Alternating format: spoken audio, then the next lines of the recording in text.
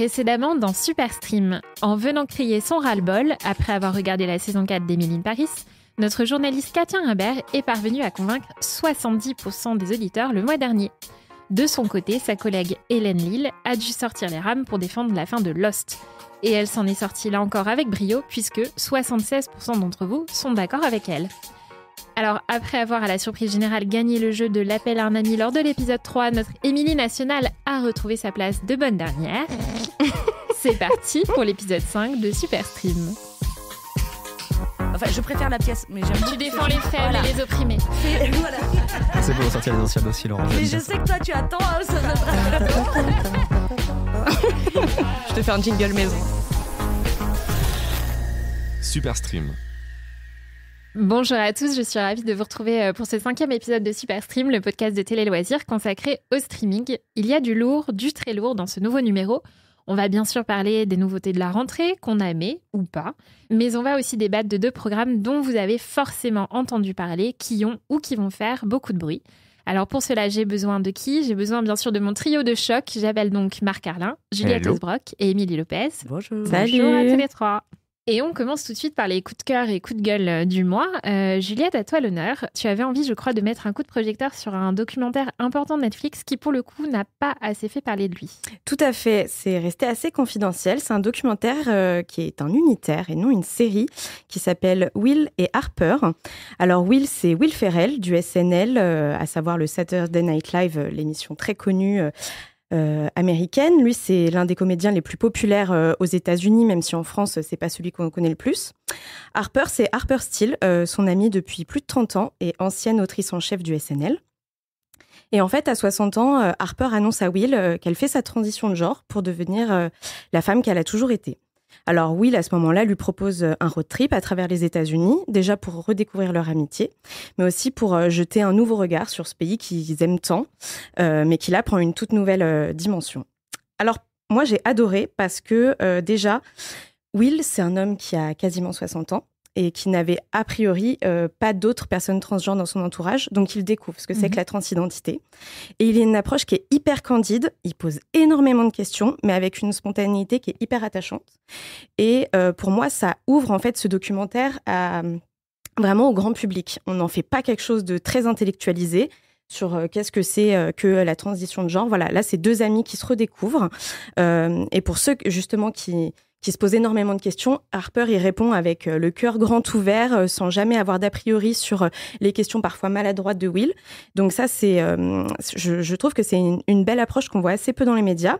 Alors évidemment, il y a forcément des moments plus tendus. Un road trip aux États-Unis, ça veut aussi dire aller dans des coins de l'Amérique dite profonde qui ont un rapport plus compliqué avec la transidentité. Moi, il y a des moments où j'avais même du mal à regarder l'écran. Notamment, à un moment donné, elle décide d'aller toute seule au fin fond d'un bar de l'Oklahoma trumpiste où il y a que des drapeaux des États confédérés dans tout le bar. Et elle demande à Will d'y aller toute seule. Enfin, là, moi, je pouvais à peine regarder tant on a peur pour elle. Encore pire au Texas. Donc, vraiment, il y a des moments qui sont hyper importants, qui mettent en exergue vraiment aussi le rapport de ces différentes Amériques. Alors, l'expérience, pour moi, c'est le petit bémol. Elle est forcément un peu biaisée par la présence déjà de Will Ferrell, qui est très connu aux États-Unis, mais aussi des caméras de Netflix, forcément. Mais voilà, en somme, ça reste quand même un voyage qui offre une très belle réflexion et introspection sur la reconstruction de l'identité, surtout pour une transition de genre tardive, parce que ces dernières années, on parle de plus en plus de transition de genre, mais la transition tardive, ça reste un aspect qui est peu abordé, peu expliqué. Et qui est tout aussi intéressant. Et puis c'est aussi un documentaire sur les infinies formes de l'amitié. Pour moi, c'est pas un doc militant, c'est pas un doc intello, c'est juste un doc humain. Donc je ne peux que le recommander. Mais bon, armez-vous de vos mouchoirs. Et accessible donc au grand public. Absolument. On enchaîne toujours avec un documentaire. Marc, tu as eu aussi un autre coup de cœur, je crois. Oui, moi j'ai fait un coup de cœur, non pas pour seulement un documentaire ou seulement un film ou une série, mais carrément pour une plateforme. Allez, on y va. Carrément. Ouais, je suis comme ça. Généreux. Non, mais c'est la plateforme d'Arte, arte.tv, qui propose souvent des petites pépites sur sa plateforme. Donc le premier, effectivement, c'est un documentaire. On en a déjà beaucoup parlé dans la presse, notamment. Et ça marche beaucoup, ça marche très fort. C'est le documentaire sur DJ Mehdi. Donc DJ Mehdi, pour un peu resituer qui c'est, donc c'était un producteur et un compositeur et un musicien très talentueux. Et il a notamment contribué au plus gros succès du groupe 113. C'est vraiment son fait de bataille, son cheval de bataille et ce qui a un peu fait, qui l'a mis un peu sur la carte, on va dire. Mais au-delà de ça, c'est quelqu'un qui a vraiment bâti des ponts entre le hip-hop et la musique électronique. C'est quelqu'un qui est malheureusement disparu en 2011 à l'âge de 34 ans, à la suite d'une chute accidentelle. Et c'est quelqu'un qui avait un talent incroyable. Et dans le documentaire, on se rend vraiment compte surtout de la personnalité du garçon. Il était extrêmement souriant, très positif. Même si on ne s'intéresse pas forcément à la musique, on est un peu, je sais pas, c'est un peu contagieux en fait. Et justement, tous les gens qui l'ont connu disent que c'est quelqu'un qui avait quelque chose de contagieux. Et ça se sent vraiment dans le documentaire. Il y a MC Solar qui témoigne, il y a Mokobe du groupe 113 qui est très drôle. Il y a quelques punchlines assez marrantes. Et c'est quelque chose de très intime qui se dégage du documentaire. Et c'est normal puisque le réalisateur est un ami proche de DJ Mehdi. Et ça se sent, je trouve, dans la façon dont le documentaire est bâti. Voilà, il y a beaucoup de témoignages et beaucoup de choses très intimes. Donc voilà, très intéressant. Et un autre programme rapidement sur arte.tv aussi que je vous recommande, c'est une série courte qui s'appelle Ceux qui rougissent, coécrite, jouée et réalisée par Julien Gaspard Oliveri, qu'on avait vu notamment dans Plus belle la vie. Plus belle la vie, ouais. Voilà. Et là, il incarne un prof remplaçant en charge d'une classe de théâtre de banlieue qui répète du Shakespeare. Donc comme ça on se dit, oulala, je ne suis pas sûr d'avoir envie de regarder ça. Et en fait, c'est très très drôle et très émouvant. Et il y a plein de jeunes acteurs qui sont débutants pour la plupart et qui sont formidables. C'est seulement 8 épisodes de 10 minutes, donc ça se regarde très rapidement. Et ça capte, je trouve, l'essence vraiment de l'adolescence en très peu de temps. Donc voilà, Ceux qui rougissent, ça s'appelle, et c'est aussi sur arte.tv. Et c'est assez représentatif, ces deux programmes, de l'éclectisme de ce qu'on peut trouver sur arte.tv, justement, où il y a toujours des pépites qu'on ne voit pas ailleurs. Donc ça vaut le coup, effectivement, de le souligner. On a parlé de 2 documentaires. Émilie, toi, c'est une série, un petit bonbon de la rentrée sur Netflix dont tu vas nous parler. Tout à fait. Il fait froid, on n'a pas le moral, on a le moral en berne, comme Stéphane. Et en fait, moi, je voulais parler d'une petite série qui est arrivée. Enfin, une petite, maintenant, c'est devenu un vrai phénomène. Je vais pas parler de Heartstopper saison 3, qui est aussi une série qu'il faut regarder quand on n'a pas le moral. On regarde la 1, on regarde la 2, on regarde la 3, on le re-regarde tellement c'est mignon. Mais ça t'empêche pas de le placer quand même. Tout à fait, je le place quand même parce que je les aime d'amour. Là, je voulais vous parler de Nobody Wants This, donc avec Kristen Bell, alias Veronica Mars, et Adam Brody, qui était donc Seth Cohen dans Newport Beach. Voilà, pour les plus vieux, à savoir moi, c'est comme si on faisait une histoire d'amour entre Jennifer Aniston, alias Rachel dans Friends, et David Duchovny, alias Fox Mulder dans X-Files. Ok, le bingo a commencé, maintenant on cherche Friends. Non, l'idée c'est que vraiment, c'est une histoire entre 2 personnes qui, sur le papier, n'ont absolument rien à voir ensemble. C'est-à-dire qu'elle est sexologue, elle a un podcast qui est presque aussi bien que le nôtre. Lui, il est rabbin. Et donc, voilà, il aspire à devenir grand rabbin.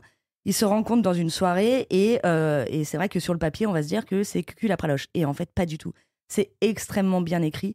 C'est à la fois tendre, drôle, sincère. Il y a des seconds rôles qui sont géniaux. Et notamment la sœur de Kristen Bell qui est jouée par Justine Lupa, parce que je m'en fous, on est en France. Loupé, non Loupé. Je sais pas, alors j'ai mal écrit. Qu'on a vu dans... T'as loupé, quoi. Que Voilà. Marc... Oh merde. Que Marc a sans doute vu dans Succession, notamment. Voilà, Tout à fait. c'est ça. Elle est vraiment super, mais vraiment tous les second rôles sont top. Les épisodes durent que 30 minutes. Pour une fois, on aura envie qu'il y en ait encore plus. Il y en a 10. Moi, quand j'ai regardé, on ne savait pas encore s'il y aurait une saison 2. Spoiler alert, il y en aura une.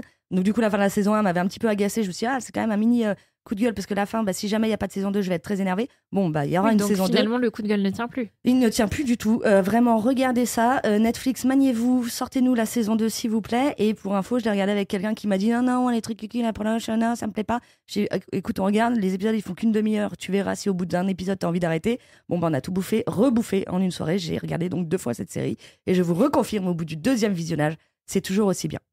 Je pense qu'effectivement, autour de la table, t'es pas la seule à avoir adoré Nobody Wants This. Et puis les internautes de Téloisirs aussi ont beaucoup aimé. Il y a beaucoup de réactions sur les réseaux sociaux en ce moment autour de la série, autour de Adam Brody aussi. On a Jules Battesti qui nous dit notamment « J'ai adoré, c'est une très belle série romantique, drôle, sur le vivre ensemble. On en a tant besoin. » Donc voilà, maintenant on attend de pied ferme la saison 2. Et notons que je l'ai regardée. Donc en fait, je parle d'une série que j'ai vue à l'inverse de la Ça, mais bravo, je lance un clap. Et moi aussi, j'ai eu envie ce mois-ci de vous partager un petit coup de cœur. Ah, tu nous fais des petites surprises oui, comme ça. ok. Elle est comme ça, Laurent. On est un peu comme Joanne dans son podcast Nobody Wants This on Innove. Moi, j'avais envie de vous parler d'une série dont on n'a pas encore eu l'occasion de débattre jusqu'à présent ici. C'est La Maison sur Apple TV+. C'est une très belle série française qui se déroule dans l'univers de la mode avec un casting un peu de folie. Pourquoi je te vois rigoler? Non. Il y a Lambert Wilson. Ah oui, il y a Lambert Wilson. Ah bon, il y a Lambert Wilson dedans? Ouais. Il y a Lambert Wilson, il y a Carole Bouquet, Amira Kazar, Zita Enro. C'est un rôle qui m'a réconciliée avec Zita Enro après la série Plan Cœur de Netflix. Pierre Deladonchamp, Anne Consigny, Florence Loirecaille, du beau monde dans cette série. Alors le point de départ, c'est un créateur de mode, un créateur de génie, mais très égoïste et égocentré, qui tient des propos racistes qui sont diffusés sur Internet, voilà, et qui donc est obligé, à la suite de cette polémique, de céder sa place à la tête de la maison de couture familiale. Alors oui, vous allez me dire qu'il y a déjà eu les biopics sur Balenciaga, sur Karl Lagerfeld, dont on a parlé ici récemment, la série The New Look sur les créateurs pendant la Seconde Guerre mondiale, donc pourquoi encore une énième série sur la mode ? J'ai envie de dire parce que celle-ci, c'est de la fiction, alors que les autres, c'était justement des biopics. Et alors, ça a été un peu présenté à tort, je trouve, comme le Succession à la française. Pour moi, c'est vraiment forcer le trait. Succession, oui, pour la thématique, le côté complot, guerre de succession à la tête de l'empire familial, mais pas pour le traitement. Je trouve que La Maison, c'est une série qui est assez française, justement, dans un univers qui nous parle beaucoup, l'univers de la mode, les grands groupes de luxe, donc un milieu qui est très français aussi. Mais si on aime les histoires de famille, les complots, les manipulations et l'univers de la mode, c'est une série qui est faite pour vous. Et ça commence, je trouve, dès le générique. Marc, je crois que tu as beaucoup aimé aussi, qui est sublime en noir et blanc. Tout à fait. Le générique est assez incroyable. Et en fait, quand tu regardes la série, tu captes en fait qu'il y a dans le générique déjà des éléments que tu vas retrouver après dans la série. Et évidemment, quand tu regardes le premier épisode, tu ne le sais pas. Donc ça, c'est assez malin, je trouve. Je suis assez d'accord avec toi. Alors moi, je trouve qu'il y a quelques épisodes qui sont un peu plus faibles.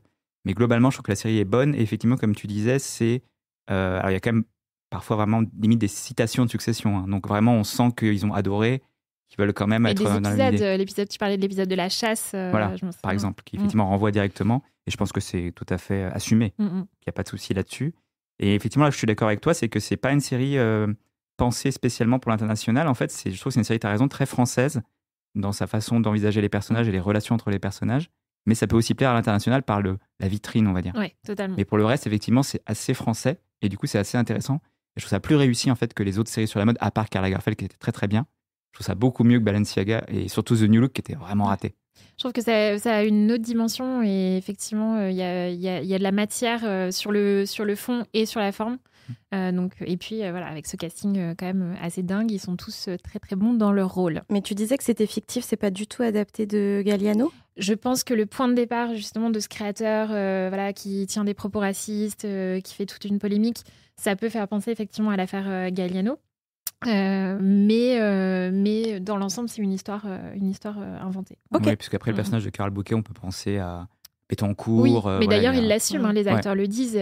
Carole Bouquet dit qu'elle s'est un peu inspirée de Liliane Bettencourt pour imaginer son personnage, notamment jusqu'au rouge à lèvres, les tailleurs, la coiffure. Et par contre, Lambert Wilson, qui a été proche de plusieurs créateurs, qu'on a fréquenté plusieurs, lui dit que pour son personnage, donc, c'est à la fois quelque chose de fictif et des références à Hubert de Givenchy et Karl Lagerfeld, par exemple. Ok.